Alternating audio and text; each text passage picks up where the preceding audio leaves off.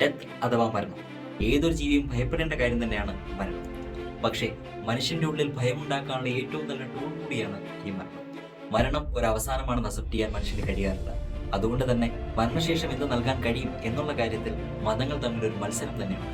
അത് eternal life ആവാം, സ്വർഗവും നരകവും ആവാം, റീഇൻകാർണേഷനും ആവാം. എന്തായാലും മനുഷ്യനെ നിയന്ത്രിക്കാൻ ഇത് വളരെ നല്ലൊരു ടൂളാണ്.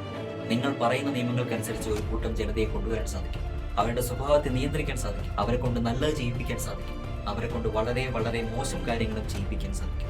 100 പേരുടെയോ 1000 പേരുടെയോ ജീവൻ എടുക്കാനും അതിനൊപ്പം സ്വന്തം ജീവൻ കൊടുക്കാനും ഒരാൾ തയ്യാറാകുമ്പോൾ അതിലവർ എക്സ്പെക്ട് ചെയ്യുന്ന റിവാർഡ് ഭൂമിയിൽ കിട്ടുന്ന എന്തെങ്കിലും ഒന്ന് മാത്രമാണ് എന്ന് നമുക്ക് വിചാരിക്കാൻ കഴിയും.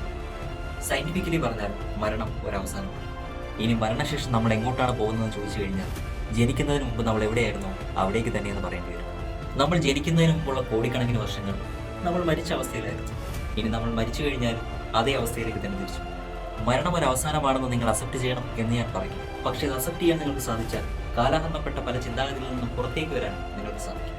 മരണശേഷം ഒരു ജീവിതമില്ല എന്ന് പറയുമ്പോൾ അതിനർത്ഥം ഈ ജീവിതത്തിന് അർത്ഥമില്ല എന്നല്ല, പകരം ഈ ജീവിതത്തിലെ ഓരോ നിമിഷങ്ങളും വളരെ വിലപ്പെട്ടതാണ് എന്നാണ്.